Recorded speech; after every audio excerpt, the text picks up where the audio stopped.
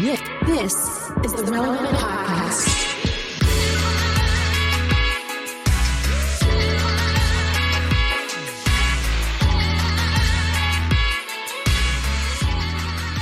It's episode 1154, and it's the Relevant Podcast. Here in Orlando, I'm your host, Cameron Strang, and joining me from Loverland, Virginia, is Jesse Carey.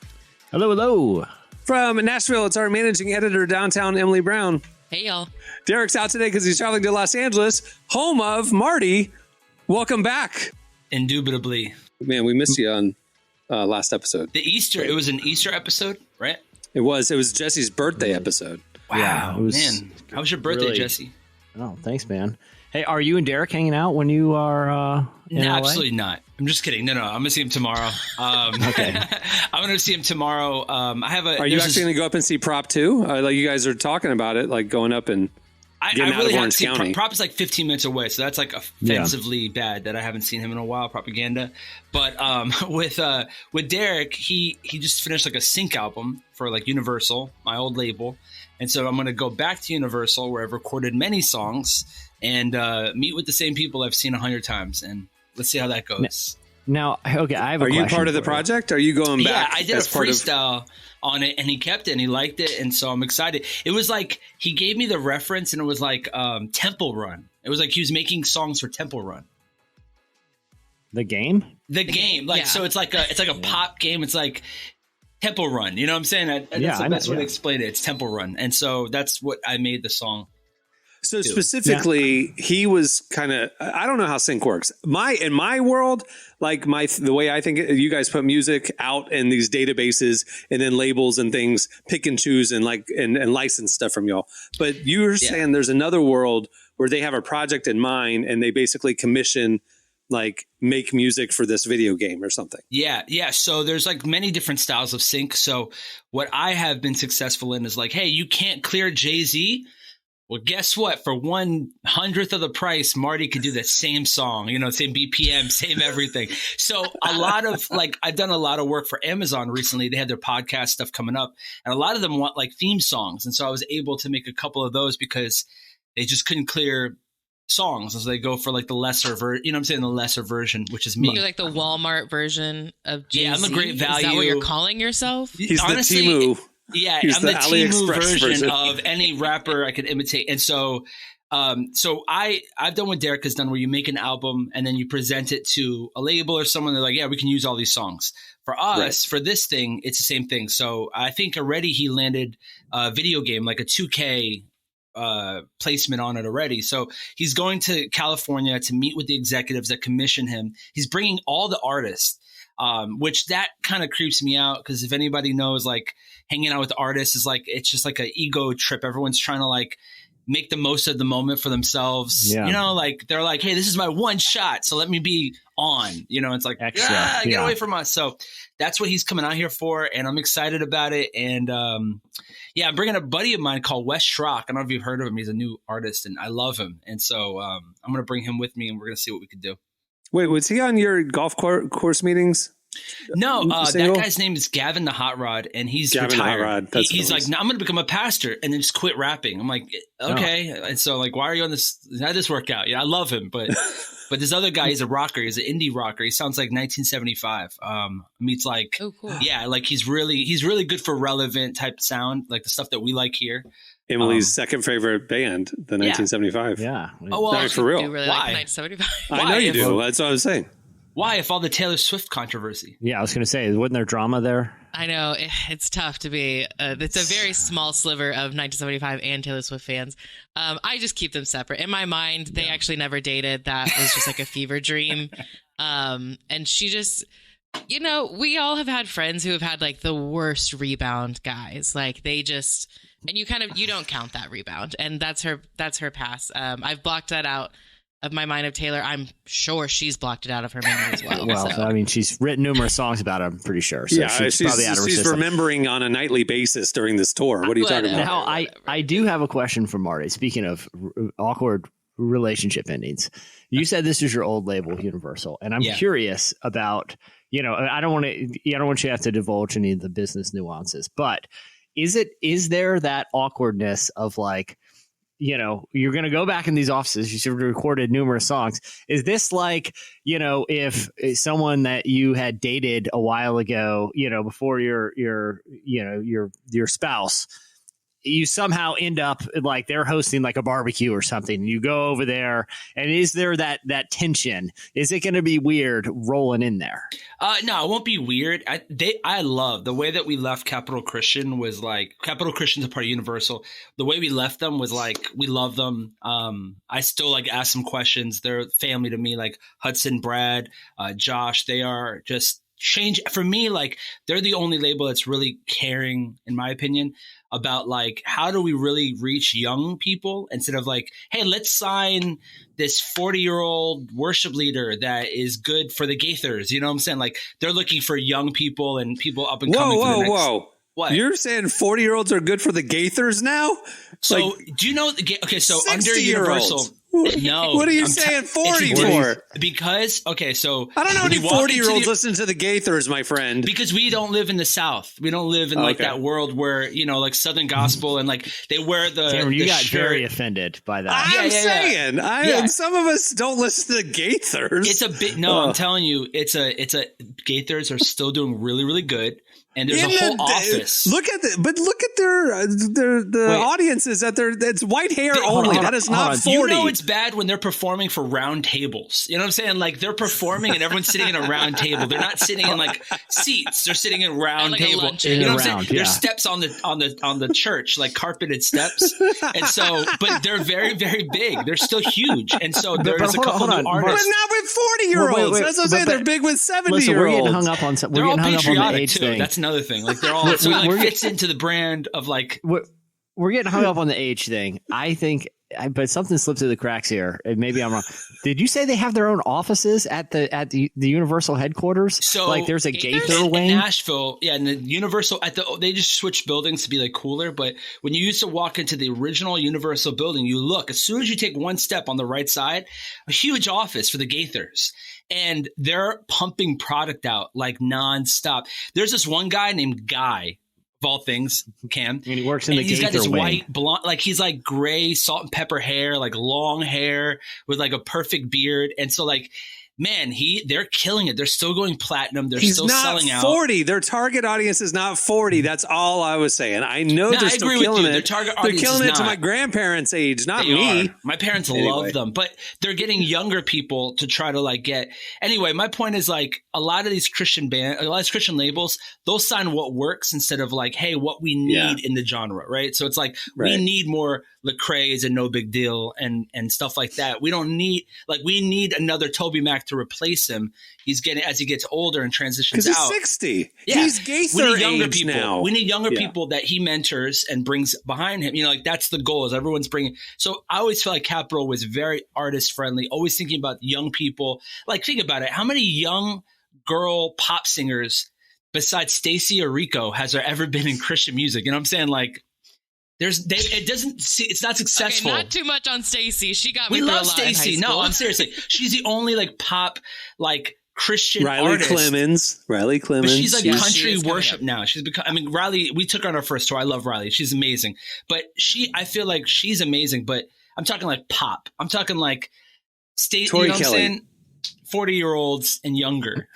I just can't get over the fact that there's a building that has offices in it, and it's just for Gaither and they didn't want to clear related. samples. We try to sample them. They're like, nah, we're kind of like too big. Like, we'll take half of your publishing type thing. They're huge. I don't know why. They're just so big. In your mind, you just said that there's two music audiences, under 40 and over 40. Under 40 cares about the next pop culture, cool music stuff. And 40, there's a line where then you go to Gaithers. Above 40, you're sticking with what you know. You're not it's gonna be harder for you to get. I disagree fully. Okay. Anyway, as I think you're like 41, Cam. Like, it doesn't really apply to you right now. I'm 48.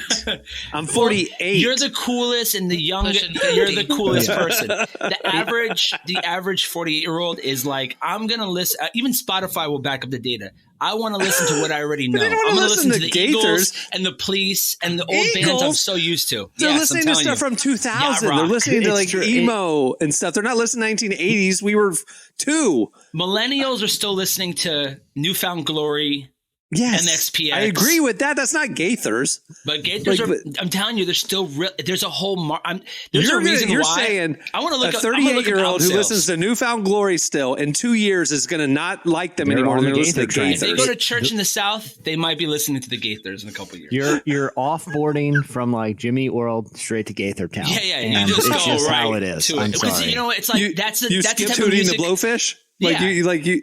Oh wow. And you okay. can sit. That's the type of music when you hit a certain age, you don't even stand for the concert anymore. Like I'm going to Dan and Shay in a couple weeks with my wife. People stand up and they're excited. The Gaithers, you're sitting down the whole time. It's like it's a different experience. And 40 is the line for that. 40 is the line for that. Oh, okay. Got it. Okay, great. I will say, I mean, this was I was in my 20s when I had this thought. I would enjoy this concert way more if I was seated. Like I was thinking that. I've been thinking that for like 20 years. Old man Jesse is all dude, of what kind us. of He speaks shoes for are- all of us. Yeah, and everyone's wearing like Chuck Taylors with no support back then, and it's your back's hurting. The openers are not even done. It was funny because I saw Olivia Rodrigo a couple weeks ago, which is like definitely a younger audience, but there were a lot of parents there, and it was really funny because you could look out and you would see. It looked like there was just a bunch of young kids there, but you would notice that there were spots missing, and it was like, oh, it's the parents seated. I love that came with their kids. Oh, to that's the really show. funny. But this is a phenomenon that goes all the way back. I feel like church kids knew. For some reason, you could like play outside all day when you're a kid, but when you have to stand for like 45 consecutive minutes during worship, and you're not allowed to sit, even though you're standing right in front of a seat that you can sit in. There's no leg tiredness like that where it's like, I just want one song off, mom and dad. This one's going to go for like 9 minutes. I can recharge during this song and be back on my feet for the closer. Let's do this. Praise the Lord. Yeah. The whole thing. I would get in trouble if I sat down during worship. And we all would. We true. all would. And I feel like, we all experience a unique sort of leg fatigue. We're all leaning during holding the seat But in front of us. I do feel like having to stand for every worship song, and I'm not mad about that, but I do feel like it prepared me for going to concerts because it's like I can't sit for this song, otherwise I'm old as soon as I sit. And well, you're not 40 yet, so you got a few years. It's like you guys watch Jury Duty, right? The TV show, the guy with chair pants. I've thought in concert setting. Real talk, those chair pants would be clutch. Like you could just, even just between songs, like I can be back on my feet for the good songs. Those are real things. You can just buy them online. Are they? You can buy chair pants? Yeah.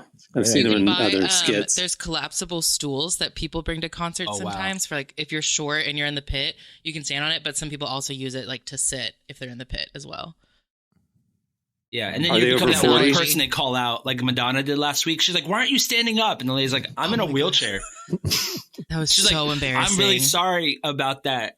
Okay, let's go. It's the rhythm of the night. Marty, I do have a question. When you're like on stage, how well can you actually see people in the audience? Okay, I'm really nervous. Be honest with you, I get a little nervous with like eye contact where you're above somebody looking down. I always feel weird about that. I usually look in the middle of the crowd. So I do look at people, especially, it's hard to look at the front, people in front, because they're like, you're standing here and their head's like right here in front of your face. It's easier to look in the middle. And then people think that you're looking at everybody. And it is a little awkward though. I have a question for you, Marty. Let's say this hypothetical scenario. Let's say you're having a concert and one of your good buddies shows up and, this person is over 40, just shy over 40, and he wants just to come shy, to the like show. Maybe 41. Maybe they just turned 41. Maybe just turned 41 2 days ago. week. Yeah. Yeah. And, about halfway through, you see that he's seated in a collapsible stool. Are you offended? See, I'm the type of person that if someone comes to my concert, this is how bad I am. I'll be like, just wait in the green room. I'll be done in 45 minutes and then we'll go hang out again. Like I'm that person. Like I'm like, you don't even have to see the show. You don't have to. You just go in the back, go watch it from TV because they have a big TV with me performing on it. I remember that about you. Like I ran into you out of a Life Fest a couple summers ago, and we were hanging out for a couple hours because you had dead time before the show, and you're like, you kind of said that to me, like me and my kid were there, like 30 and you're like, we'll be back in like 30 minutes. We're like, we're here to see y'all perform. Like, we want to go out there and go to the show. I don't know why. It's always like a shame. It's always like a shame factor. And when I perform, I don't know why. It's like I'm a different character, and it's hard to like people see both sides of me. So I'm like, yeah, just chill. And you're like, why? And I'm like, I don't know. It's weird seeing me perform. I don't know. Just stay back over here. I think you were like buying merch. You're like, why? I'm wearing it. I got a hat there. Yeah. But real talk, the collapsible stool, it's a bad look. Like, no, we're going to buy it for you for your birthday. You can't keep your attention. You can't be on your feet. Yeah. It's like, I think you could, I know there's some you can adjust the height. So maybe you could like get it high enough to where it looks like you're more just leaning. So it's not that's not awkward. Do they have like little wheels on two of the legs so you can like pull it around with you, or? No, it's not a wheelchair. No, I'm not saying it would stay. Like when you collapse it, you got two little wheels. Suitcase. Like like a rolling suitcase. Collapses enough, you just kind of hold it. Oh, well, then you got to carry a thing. You maybe they should rent them there, but anyway, they should rent them there, like strollers at Disney World. Yeah, you show up to the concert, you can rent them. And it says, "Are you over 40? Here's the rentals over here." There should be an over 40 section where everyone just sits down, and then like, hey, young people are standing over here. Like the least fun section. I'm so honestly, sorry. I would sit in the plus 40 section. Give me some nachos. Plus 40. Give me some nachos, and I'm gonna watch Lil Baby and DJ Khaled and P Diddy perform. Who else can I name in this lawsuit? I'm gonna watch each chick. Well, you know. Oh, anyway, I would pay I'm very extra offended to sit there, honestly.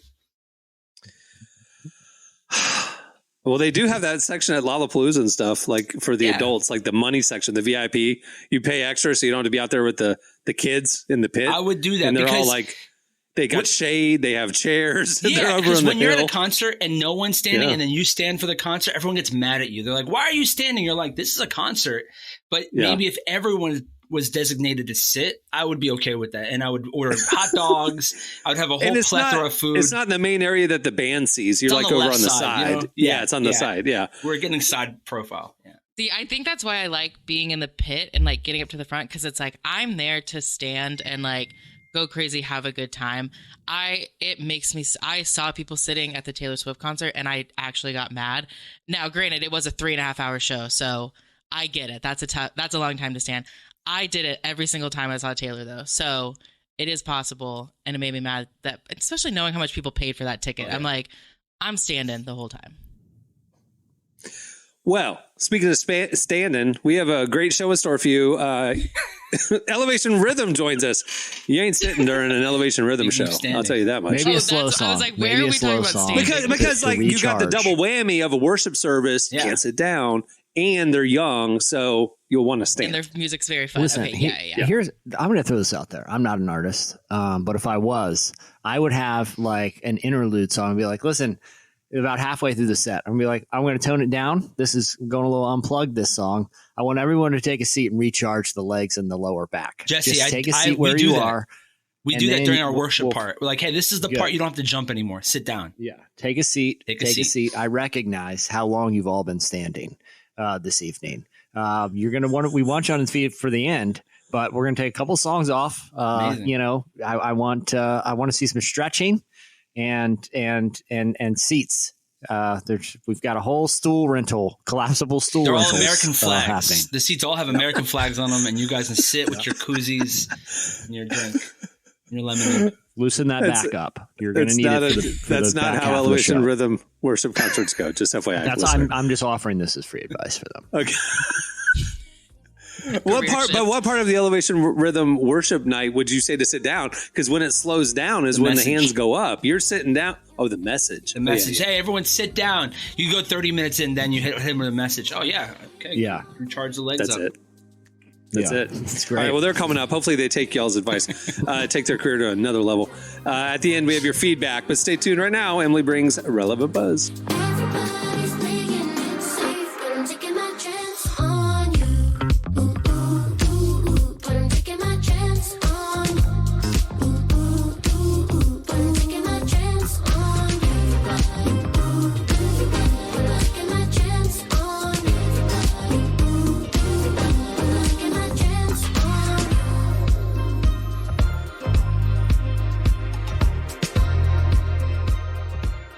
You're listening to Cosmos Midnight in Kuka. The song is Chance on You. Season 4 of The Chosen is in theaters now, and the reviews that count are in. Amazing. Did not disappoint. Flurry of emotions. It was powerful, heartbreaking, uplifting. You have got to come and see it. It is a message for everybody. I highly recommend that you come out and see The Chosen Season 4. Episodes 1 through 3 of The Chosen Season 4 are in theaters till February 14th. So visit thechosenriseup.com and get your tickets now. That's thechosenriseup.com for tickets today. Okay, it's time for Relevant Buzz. Tell us what's happening at the intersection of faith and culture this week, Emily. Right. So a few weeks ago, everyone was talking about the Nickelodeon documentary that dropped. It's called Quiet on Set.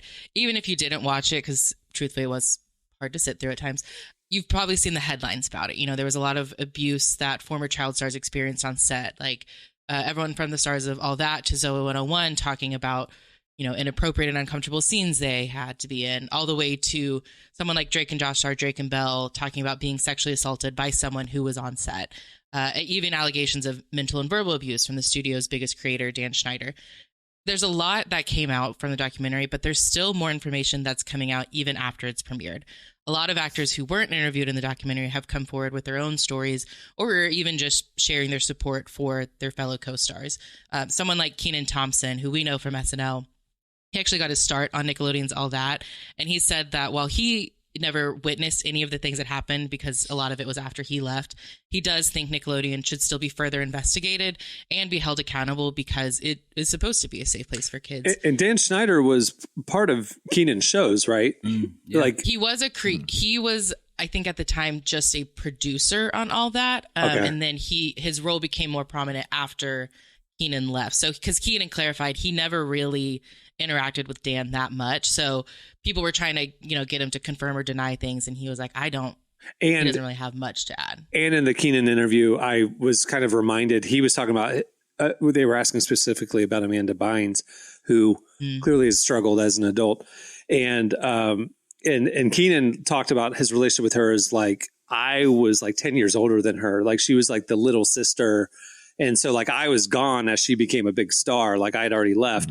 And obviously that's when a lot of the assumptions of bad things happening. But so he was kind of saying like the era that this documentary is talking about was kind of the era after me. And I don't know anything firsthand, but it should definitely be investigated. So I kind of like put them all together that Kenan was there in the midst of all this, but he was there before all this essentially. So. Yeah, a lot of this really started like late 90s, like 97, 98, really up until a couple years ago. So there's a lot that's happened. And like I said, there's more coming out this weekend. A 5th episode is going to be released. It's going to have new interviews with some of the stars who are on it and a few other people who weren't previously featured. And they're going to be talking about their experience and also just how to make the entertainment industry safer for kids. Like what can practically be done to protect children. For sure. Gary. Yeah, that is. Did I ever tell you guys when I was on Legends of the Hidden Temple? No, you were on Legends. You were a contestant? Well, I was the contestant if the person in front of me didn't win and the person in front of me won. So I just spent the whole time waiting on the side in Universal Orlando. This is when when they had the whole Nickelodeon studio, and me and my sister were waiting, and the person in front of us won, and we never got to play. That was my whole story. Did you have to stand the whole time? I stand the whole time stool on the side with the producer. We're just standing there, like, hey, this kid's doing really really? good. The kid was doing great. Like the kid made everything. And I'm like, I was looking at my parents, they're in the crowd. And I just remember being like, I don't think I'm going to play. And they're like, it's fine. Don't worry. And I didn't end up playing. Why didn't they tape them back to back to back? Why didn't you just go on the next episode? This was when they had open casting. This is when Universal Studios had open, like you would show up, apply. Yeah. We waited 3 hours and me and my sister both got in. And it was just the end of it. And they said, thank you so much. We're not going to need you. And I remember, I think I got a shirt. I might still have a shirt from them. Were you actively cheering against the kid? Yeah. I was like, I think he's not going to outsell my oldest sister, Carol Ann. He's not going to make it. He's not. But like, I remember he was in like a cart or something. And he was like go-kart or something. Like, I forgot what he was doing. And I was like, he's so good. What the heck? Like, I should have went on like the other side. Yeah, I should have went the other side. Because you got to pick. There was like 2 different teams. We picked this team. This guy was just incredible. And it was just like a 13-year-old savant who was just amazing at running up. So, It was, so you I don't know. hold on. So you actively sized up the contestants and would be like, Yeah, I was this kid's 11 too, definitely so losing. it made sense. It made sense. I was too old for the game show kids, but I was in the studio audience for Clarissa Explains It All one time at the Nickelodeon studios. Yeah, they With used the to live they used to studio open audience? everything. I loved it, and then they got rid of You'd it. go all. on a studio tour, like a behind the scenes studio tour, and they'd show you all the sound stages and stuff. And then, so like if they were actively shooting, you could like join the studio audience. That's how it was always full. And so we did Do you that. remember the episode? that I you do got to not. watch? She explained something, like a lot of it, maybe all Was of it. Ferguson She explained involved? a ton of stuff. That's all I remember is her explaining things the whole time. Yeah, checks out. I remember that one. Anyway, what else? She do you was have, explaining Emily? the whole time. The whole time. Yeah, she explained Clarissa was just everything. It was like, talking. shut up, Clarissa. Stop explaining it all. You didn't know it Pretty all. boring episode. She was just reading from the encyclopedia. It was pretty. It was very The show forgettable. I had don't think it gone ever downhill. aired. It got canceled soon Yeah, thereafter. I can see yeah. why that show didn't live on in infamy. But yes, there's new episodes coming out, so be aware of that. But moving on. Wait. The docuseries is not over. It's still like there's new. Yeah, there's going to be a new episode from the docuseries premiering on Sunday on the ID channel, and it'll be on HBO Max, where everyone else will actually watch it on Monday night. Yeah, got it. Does anyone have Discovery ID? I don't even know how to access You have to have that. cable. It's would on watch it- HBO though for free right now, right? Yeah, the next day. That's all she was yeah, saying. the But next like day it'll on be on Sunday HBO. night, it's they're doing So the Sunday premiere. night it'll premiere. 3 people will watch it. Everyone else will watch it Monday night. Got it. That's what we're trying to set up here. All right, moving along. Last week, I'm sure you guys saw a super exciting announcement that we're all thrilled about. That's right. I'm talking about the Trump Bible. What?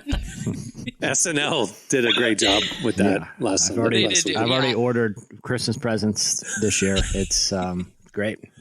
Well, so you're I, out. see, a lot of I money. ordered them as July 4th presents for my July 4th party. I'm starting a new tradition. I do this January 6th thing that really is just so gosh. good.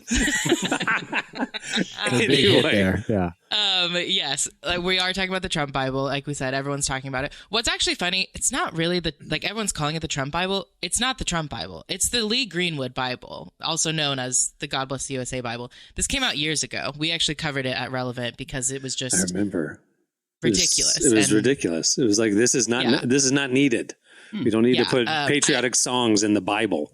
Yeah. Well, I also don't know if people. Yeah, this Bible includes a handwritten chorus of God Bless the USA, but it also includes copies of the U.S. Constitution, the Bill of Rights, the Pledge of Allegiance. That's all in this Bible. I don't think people quite understand how ridiculous. My this is. Bible's grown up had maps of the Holy Land. Yeah. Now we have the Constitution. Got It it. did remind me of one of our, and when we were like our listicle era, which maybe we I don't know if we ever left it, but I'm talking, this was prime listicle era Relevant. And we would just come up with pitches for listicles. And do you remember this one, Cameron, ranking the most oddly specific Bibles that you can buy? And Emily, what's the second half of this buzz item? So, Jesse, I'm actually so glad you brought this up because when we were talking about this, we were thinking about this exact same list. This we were article. like, because So she pulled it up and she was going to read it on this episode. let's and I'm still going to read it because Good. The Yes, reason you we should. wanted to.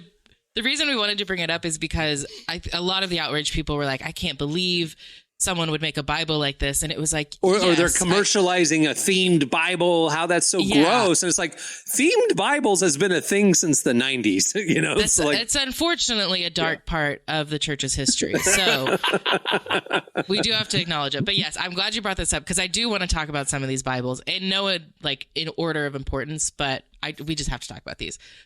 First one, probably one of my favorites, the Play to Win Hockey New Testament Bible. That's right. Wow. I mean, the cover has a hockey stick on it. It also features testimonies of hockey greats who are Christians. Sure. it's great. Wow. I It's a big can't seller. think of anything. I want more. Emily, I got Every home saved. should have one. Yeah. What are some of the other ones? It's the number one most popular best-selling book in Canadian history. In Ottawa, yeah. That's exactly. amazing. I actually wouldn't be surprised if it was. Another one, the Outdoorsman Bible. The cover is, of course, camouflage. Of course. But I want to read the description from Amazon. The field ready cover blends in while the words stand out. Wow, Whoa, that's whoa, whoa. amazing. Why do you want if you set your Bible down, like you're just sitting out there, because I think with hunting you sit a lot in silence, right? And so you're just reading your Bible. You bring stools. You bring your outdoorsman Bible with you, and then you hear the rustling in the bushes. So you get ready. You set your Bible down. You get ready, and then you shoot. You miss. Oh no! All right. Well, I'll go back to reading.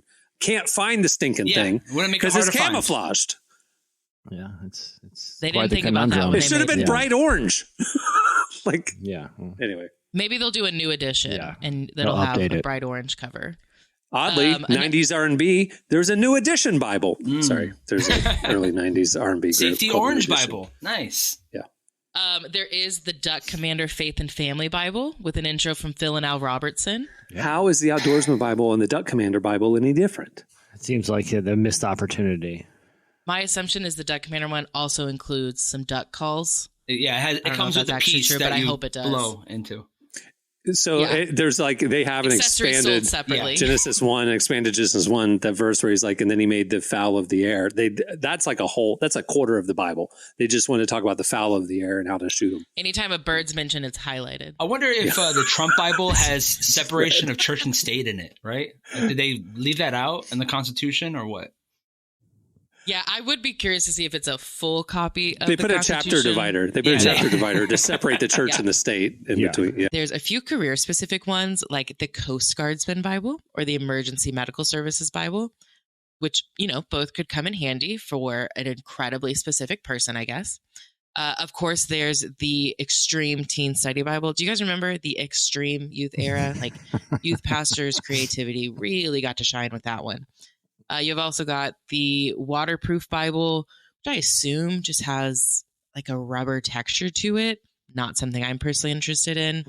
There's a ton more. There is one more that I just want to highlight because it's so funny to me. The True Love Waits Bible. Ooh. Somehow still going strong on Amazon. I would have I feel like the True Love Waits era is kind of faded away. Well, considering the author of it renounced his faith. Oh, yeah. No, you're thinking of I Kissed Dating Goodbye. I am. Sorry. I was thinking of I Kissed Dating Goodbye. Josh Harris. I'm sure there's an I Kissed Dating Goodbye Bible somewhere out there. Yeah. Probably been discontinued. If not, I'm making one. What? There is the Homeschool Mom's Bible. Wow. But there's also a Busy Mom's Bible. Like right. They're two separate ones for kids. The Berenstain Bears Bible, which has color pages of the Berenstain Bears kind of living out biblical virtues. I thought the Berenstain Bears were Jewish. Berenstain. Oh yeah, that's true. You just broke that. You just tear down the whole argument. You just destroyed their entire argument. The Berenstain Bears Bible stops after the 5th book in the beginning of the Bible. The Old Testament. Yeah, just old school. Okay, we'll end it with this one. The Holy Hip Hop Bible. I actually might be interested in this one, truthfully. It could be a good way to explore my faith and some new music. So I remember in the early 2000s, there was a British Bible that was written in like urban slang, like the whole thing. Like British urban slang? Mm-hmm.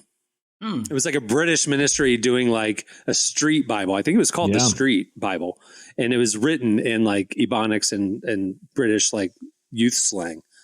Yeah, Jesus was called. Good. I'm looking at it right now. Jesus was called Governor. Just kidding. The Governor was murdered. Easy to follow. The review. Easy to follow in Ebonics terms. Yeah, I can't imagine that one landed on any bestseller list, but yeah. I remember it. Maybe there's a time. Maybe let's revive this. The relevant Bibles.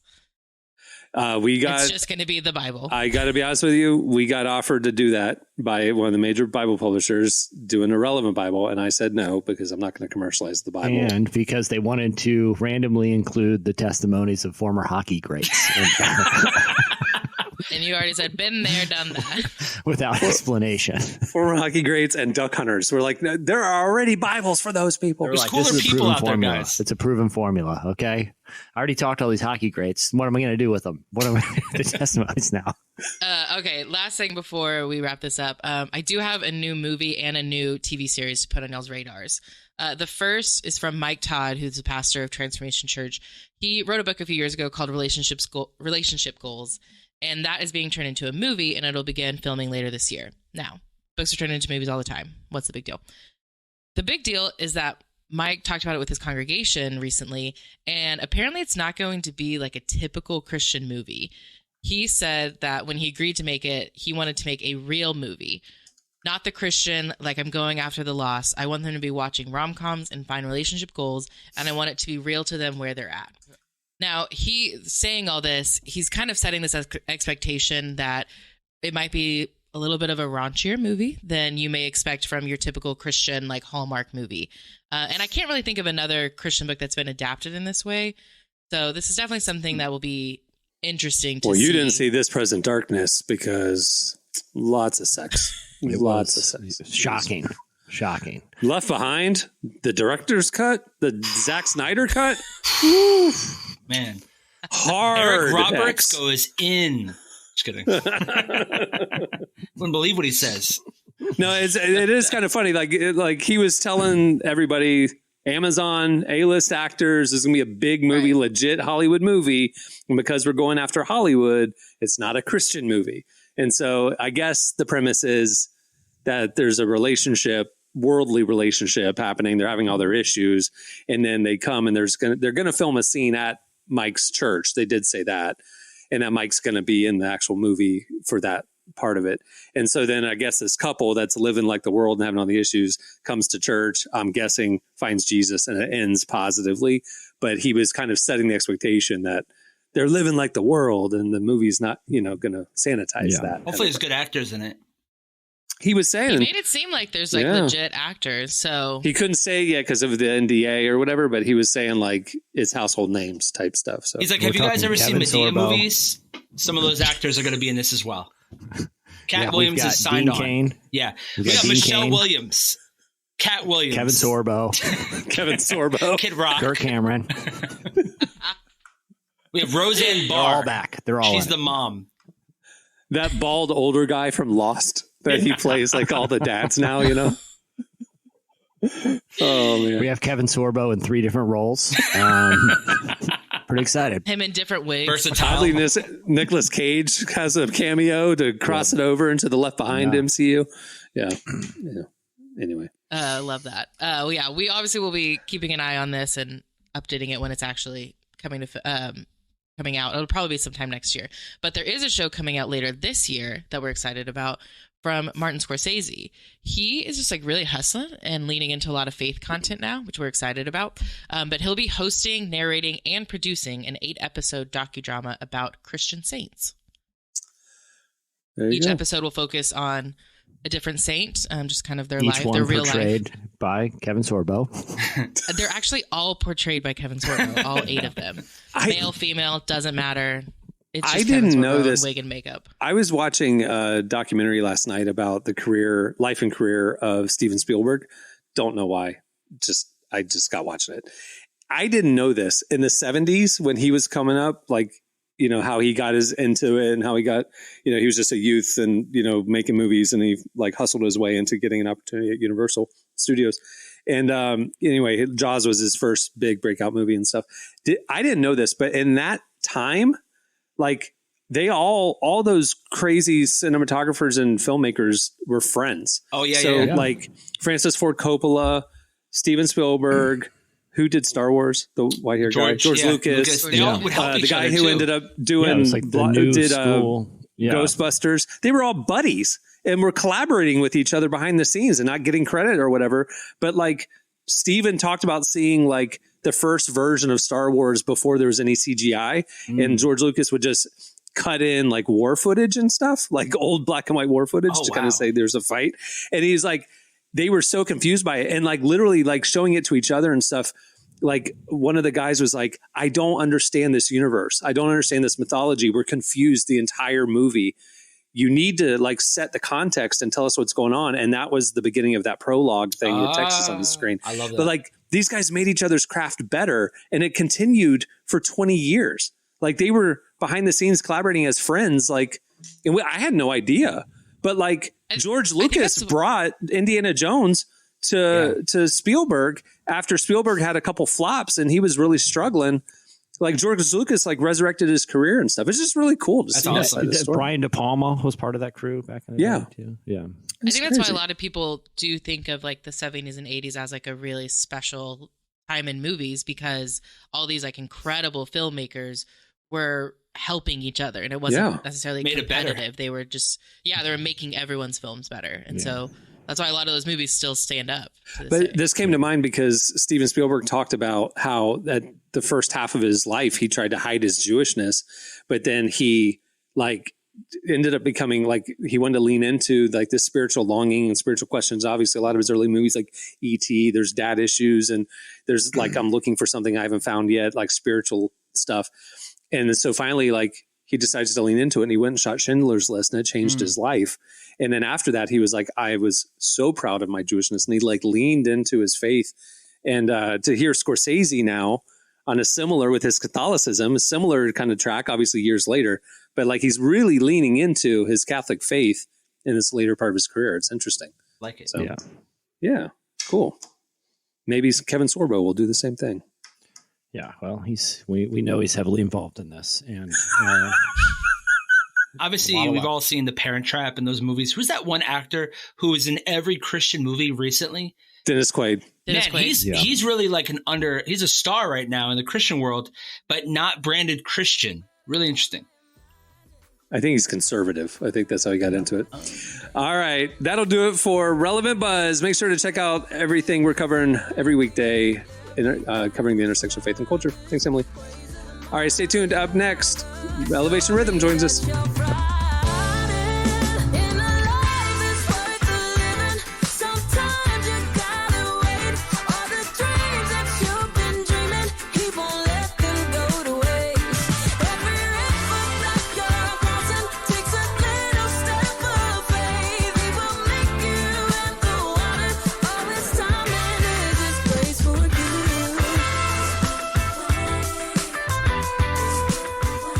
You're listening to Terrian. The song is Worth the Wait. Hey, if you like this podcast, but you might like it better if there were no ads, you can do that. Head over to relevantmagazine.com and sign up for Relevant Plus. For just a couple bucks a month, you get this podcast ad-free. You get ad-free unlimited reading at relevantmagazine.com, including the full podcast and magazine archives, our beautifully designed digital issue, and a little more. Check out all the info right there on the Relevant Plus tab at relevantmagazine.com. Well, our guest today is Elevation Rhythm. They're the next gen worship collective from Elevation Church. We sat down with Josh Holliday, one of the members of the group, to hear about the future of rhythm and how they're leading the next generation of worshipers. Here is Emily's conversation with Elevation Rhythm.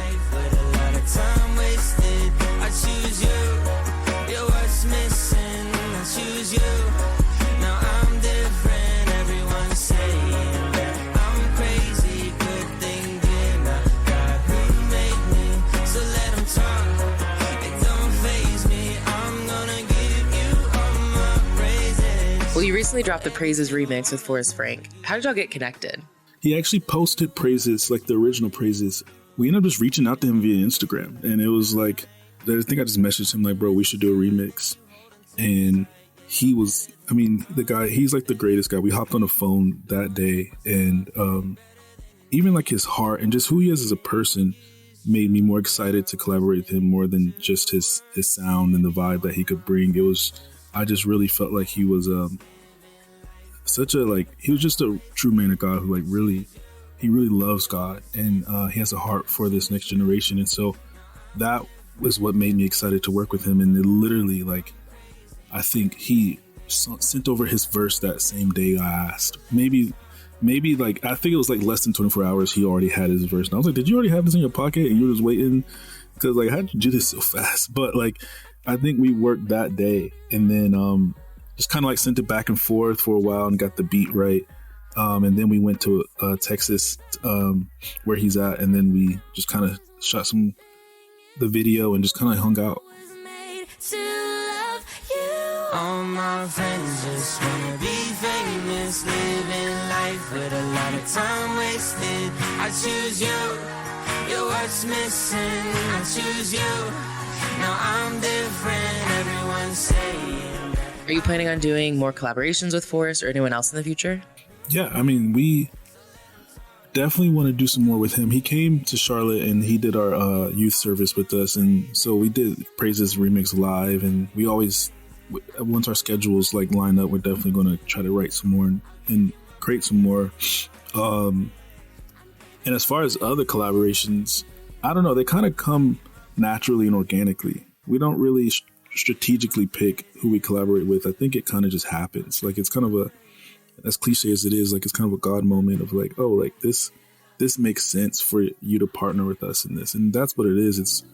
That's what I meant, like, with the Forest thing. It's like, we're not protective. I don't know if protective is the right word for our collaborations, but it really has to be something that we feel like our hearts are aligned once and that's who we kind of want to link arms with and do this with.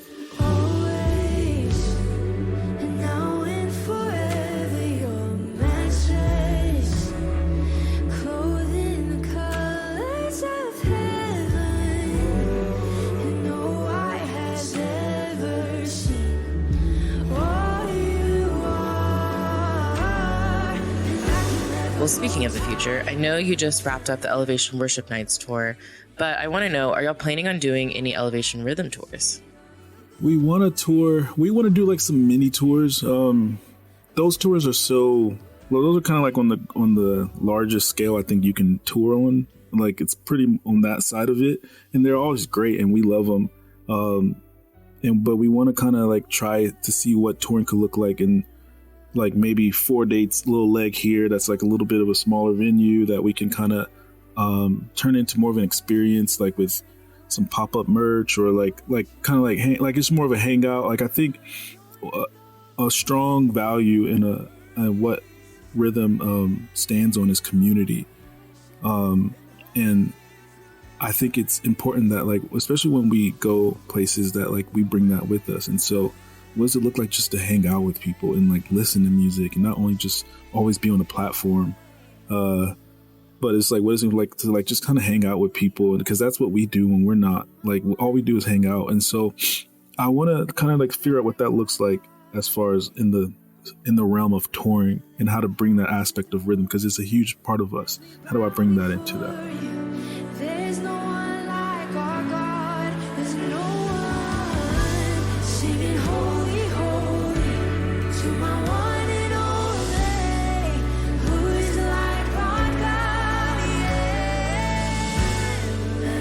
Yeah, I definitely think that connection is something the next gen really wants. And I love that y'all's heart is for the youth. I am curious, do you think Rhythm will ever shift its focus from the next gen to the wider church in general? Will forever be the heart of Rhythm. The DNA of Rhythm is it's birthed out of our youth ministry. And it's we've like sometimes we do our young adult service. Like, we have a college and young adult service here at Elevation, and Rhythm will be a part of that too, because obviously, naturally, the people that you're leading as high schoolers, they end up becoming college students. And so there is a little bit of a moment where it's like we lean more into the college age stuff as well, because we're also kind of college age people. And so they're our peers. And so it's a weird thing where we don't sonically try to appeal to the youth. Like, I think that's creatively, I don't think that's even a wise thing to do, is to like try to say, what are the kids listening to? Let's make that. I think that's like, I think our heart is always going to be for the youth. And I think that we'll always like do our youth services, and on Wednesday nights are like that's our main calling. Before we're global, we're really local, and the local church is so important. And so it'll always be there. But I think our music will reach who it reaches. And if it reaches college young, or it reaches, I mean, Rhythm will go to a retirement home if we want to.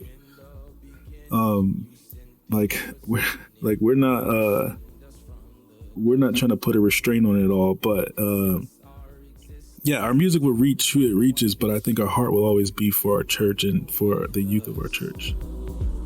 And then came the garden, we became the fallen. Sin made us lose our way. Oh, but the love that's too good to give up set a course for amazing grace. This is the gospel. This is the good news. Okay, now I'm trying to imagine a high energy Elevation Rhythm concert at a retirement home. I think I need to see this happen because I know you guys won't tone it down for any generation. Like, that is something I love about Rhythm. You always are so hyped to be singing worship. And I was wondering, have you always had high energy when you're worshiping, or is that something that's kind of grown in you over the years? I mean, I've always loved music. So I think music has always moved me, and I always loved, so music has always been the thing. And so understanding how to express myself in church, I think that was something that kind of came, and that freedom kind of evolved while being a part of a team. But because it is you just kind of don't know, everybody's church background is different, and you see things what praise looks like is always different from church to church. And so we kind of just we've kind of had a community where within Rhythm where we kind of just have this yeah, we're just gonna go for it. We're literally gonna have no shame in our praise, and kind of just never walk away feeling oh, we were reserved. And we I always joke around and tell them I don't want anyone to still have energy when we're done. We need to be laid out on the floor by the end of this worship set.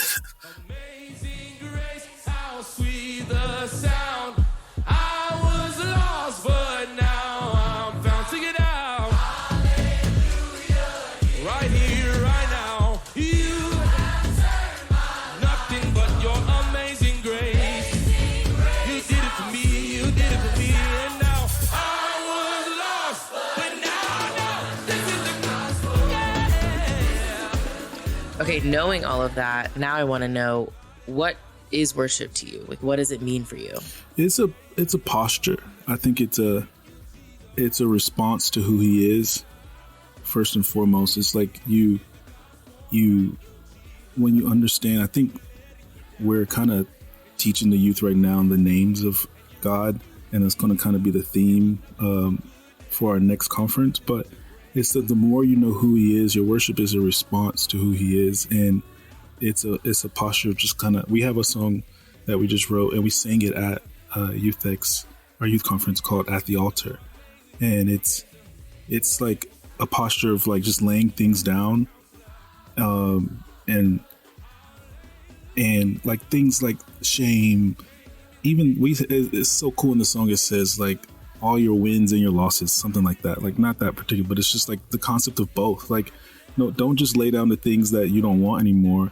Lay down the things that you do want, the things that you did. It's a posture of always being open-handed and ready to receive, but also just before any of that, truly just you're responding to who he is.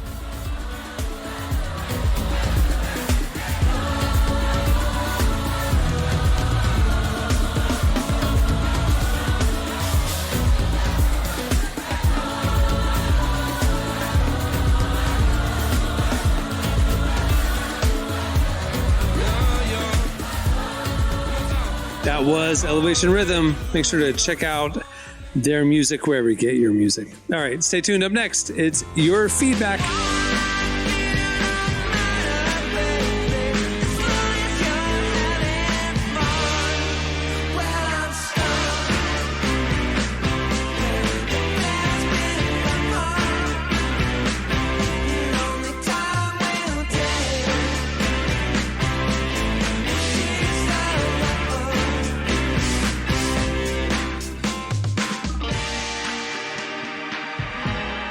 You're listening to Pond. The song is I'm Stung.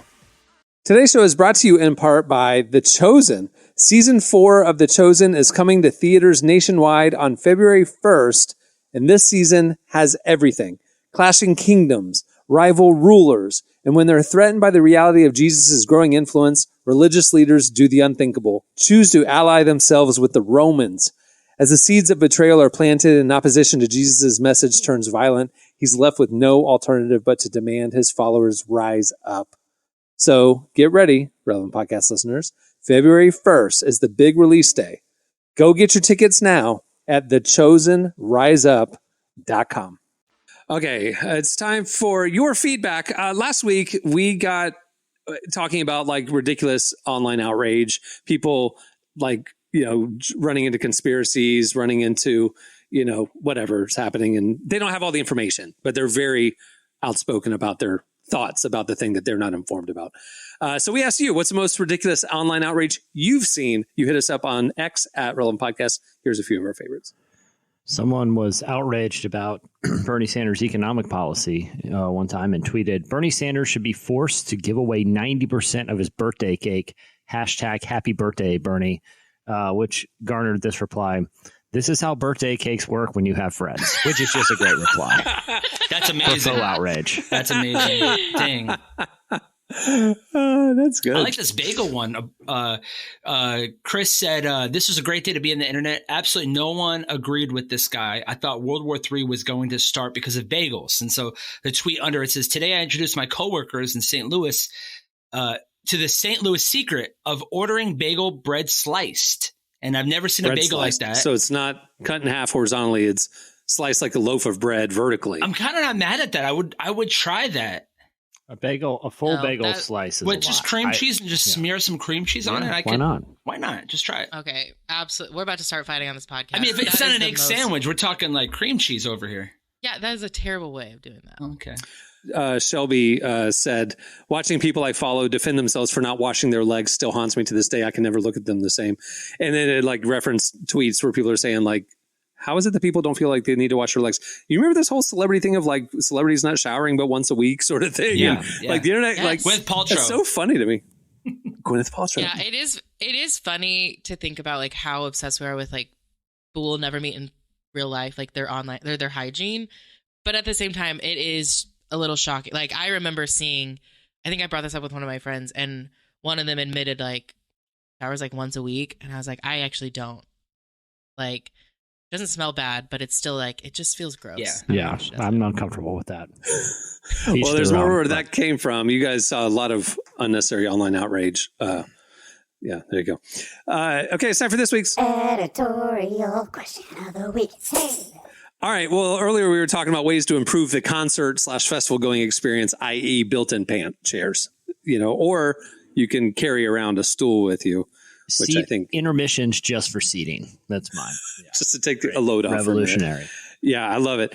So I got to think ways to improve large gatherings, whether it be a concert, church, church service, rally, political rally, where you're having to stand, you're in a mob of people. Wait, what's the most annoying thing you've experienced? Was it somebody in front of you at a concert, put his girlfriend on his shoulders, blocking your view the whole time? What's the most annoying thing that you've seen or experienced at a large gathering?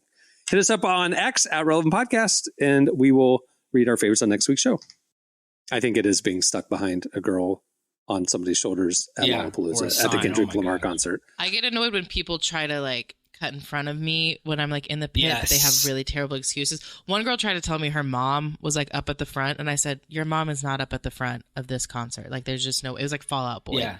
Your mom's not up at the barricade. Well, if her mom was 40, she might have been a big Fall Out Boy fan. She hasn't yet gone to the Gaithers. At the Gaithers concert. She's like, my mom's in the wheelchair in the front of the Madonna concert. Please let me go see her. Anyway, hit us up. All right. Well, before we wrap things up, I want to thank Elevation Rhythm for joining us. Make sure to check out their album, This Is the Gospel. It's their most recent one. And keep an eye out for their new stuff that's coming out soon. Also, make sure to check out Relevant Store. You can find it over at relevantmagazine.com. Just click the store tab. We've got merch, we've got magazine archives, and more. We've got podcast swag, funny stuff, hello bags, the whole thing. Relevantstore.com. You'll like it. There's a bunch of stuff. Go check it out. All right. On that note, we'll wrap things up. I'm Cameron Strang. I'm Jesse Carey. I'm Emily Brown. I'm Marty. We will see you on Tuesday. Have a great weekend, everyone.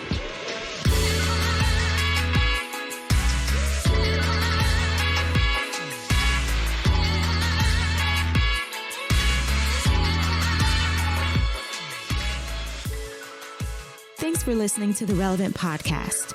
Check out our features, interviews, and news updates every day at relevantmagazine.com. And make sure to follow Relevant on Facebook, Twitter, and Instagram for the latest. For more great podcasts, browse the shows on the Relevant Podcast Network, which you can find at our site. And while you're there, don't miss the all-new era of Relevant Magazine. A new issue releases every other month at relevantmagazine.com.